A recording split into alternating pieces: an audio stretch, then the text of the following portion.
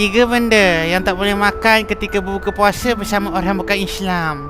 1. Sabun mandi. 2. Paku.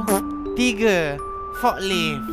Tapi jangan risau, kedai makan Seven Seas Fish and Chip ni boleh makan dengan semua orang walaupun makan dengan haiwan. Fish and chip dia ikan premium Ocean Barramundi. Dah lah ikan besar tapak tangan. Tengok fresh dia, besar jari tau. Resepi ni original daripada Christchurch, daripada Zimbabwe, New Zealand. Ikan dia pun tak bau busuk macam hati kita. Kena pula dengan tata sos dia.